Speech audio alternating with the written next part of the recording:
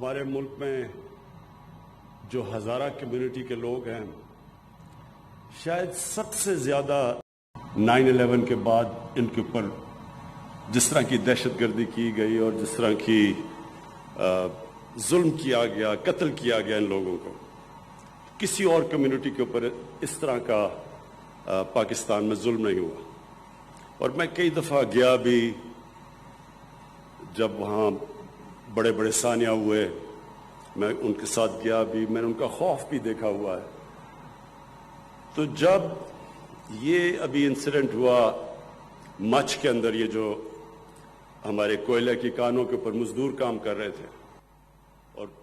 11 Hazara community کے مزدوروں کو بڑی بے دردی سے قتل کیا گیا، تو میں اس کے اوپر پہلے تو ایک چیز آپ کو بتا دوں کہ یہ ایک اس سازش کا حصہ ہے جو کہ میں پچھلی مارچ سے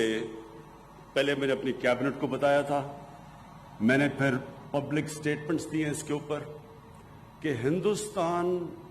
پوری طرح پاکستان کے اندر انتشار پھیلانے کی کوشش کر رہا ہے، اور ایک جگہ ہے سیکٹیرین ان کا پروگرام، بلکہ میں نے اپنی کیبنٹ کو بتایا تھا پچھلی مارچ میں کہ شیعہ اور سنی کے علماء کو قتل کرنا اور ان کے اندر ایک ملک کے اندر انتشار کی کیفیت پھیلانا۔ اس میں میں اپنی انٹیلیجنس ایجنسیز کو خاص طور پہ خراج تحسین پیش کرتا ہوں کہ انہوں نے 4 بڑے بڑے یہ جو دہشت گردی کے ایونٹس ہونے لگے تھے اور ایک اسلام آباد کے باہر،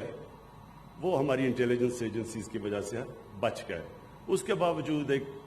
ہائی پروفائل سنی عالم کا قتل کیا گیا کراچی میں، اور بڑی مشکلوں سے ہم نے ایک آگ بجھائی جو کہ سیکٹیرین ڈیوائیڈ ہونے والی تھی۔ تو یہ جو ہمیں پہلے سے آئیڈیا تو تھا کہ یہ جو ہوا ہے مچھ کے اندر، اور جب یہ ہوا تو میں نے سیدھا اپنے انٹیریئر منسٹر کو بھیجا کوئٹہ، اور انہوں نے بڑی انٹریکشن کیا۔ پھر میں نے اپنے 2 فیڈرل منسٹرز کو بھیجا، اور ان کو ہزارہ کمیونٹی کو یہ بتانے کے لیے کہ یہ گورنمنٹ پوری طرح ان کے ساتھ کھڑی ہے، کیونکہ ہمیں پتہ ہے، مجھے خاص طور پہ پتہ ہے کہ ان کے اوپر کس طرح کے پیچھے ظلم ہوا ہے۔ اور میں نے ان کو ایشورٹی دی کہ ہم ان کی ہر قسم کی جو بیچارے لوائقین ہیں، اب ان کے گھروں میں جو کمانے والے تھے وہ مار دیے انہوں نے، تو اب میں نے ان کو ایشورٹی دی کہ ہم ان کو پوری طرح کمپنسیٹ بھی کریں گے، ان کا ہم پوری طرح دھیان بھی رکھیں گے۔ تو کل تک سب ڈیمانڈز مان چکے ہیں، جو بھی ڈیمانڈز انہوں نے کی ہم سب مان چکے ہیں۔ ان کی ایک یہ ڈیمانڈ ہے کہ جی پرائم منسٹر آئے تو پھر ہم لاشوں کو دفنائیں گے۔ میں نے ان کو میسج پہنچائی ہے کہ دیکھیں، جب سب ڈیمانڈز بھی آپ کی مان لی ہیں تو یہ ڈیمانڈ کرنا کہ ہم دفنائیں گے نہیں جب تک پرائم منسٹر آئے نہ، یہ کسی بھی ملک کے پرائم منسٹر کو اس طرح کی بلیک میل نہیں کرتے، کیونکہ یہ ایک ملک کا جو پرائم منسٹر تھا ہر کوئی بلیک میل کرے گا۔ پھر سب سے پہلے تو یہ جو ڈاکوؤں کا ٹولہ ہے کہ جی ہمارے سارے کرپشن کے کیسز معاف کرو نہیں تو ہم گورنمنٹ گرا دیں گے، یہ بھی تو بلیک میل چل رہی ہے 2.5 سال سے۔ تو اس لیے یہ بڑا امپورٹنٹ ہے کہ جب ساری ڈیمانڈ بھی مان لی ہیں، اور میں نے ان کو کہا ہے کہ جیسے ہی آپ ان کو دفنائیں گے میں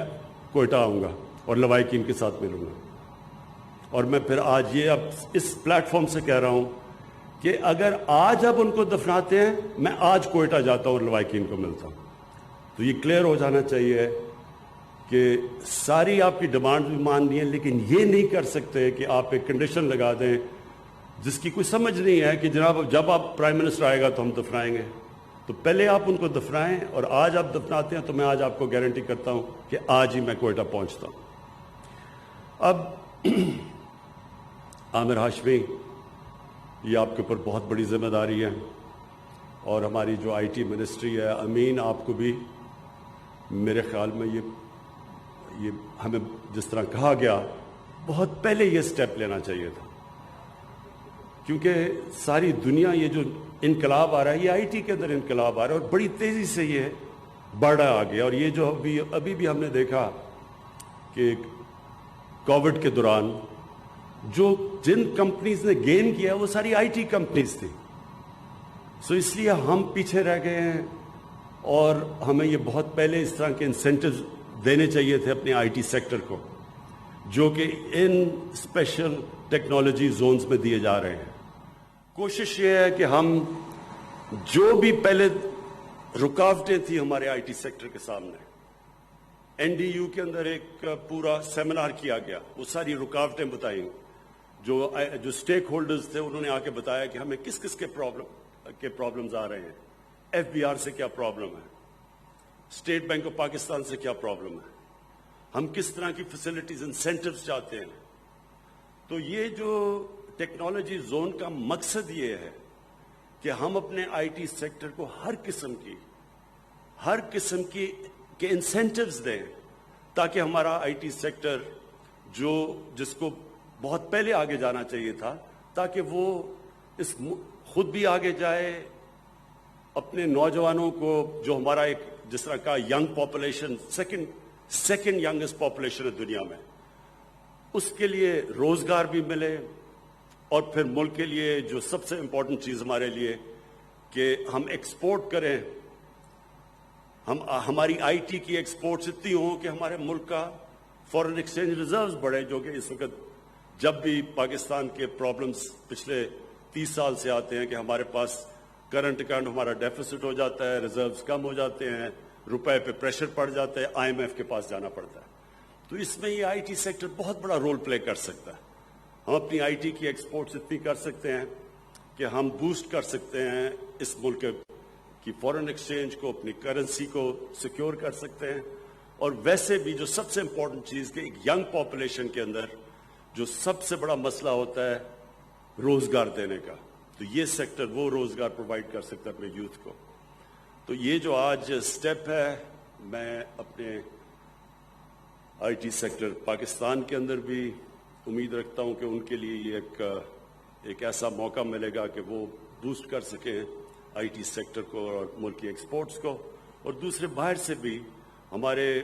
امریکہ کے اندر اور باہر بھی آئی ٹی کے اندر پاکستانی بیٹھے ہوئے جو اس کا فائدہ اٹھا سکتے ہیں ان انسینٹیوز کا. اور پلس ہم امید رکھ رہے ہیں کہ باہر سے انویسٹمنٹ بھی ہمارے آئی ٹی سیکٹر کے اندر آئے گی. تو میں پھر سے عامر ہاشمی آپ کو یہ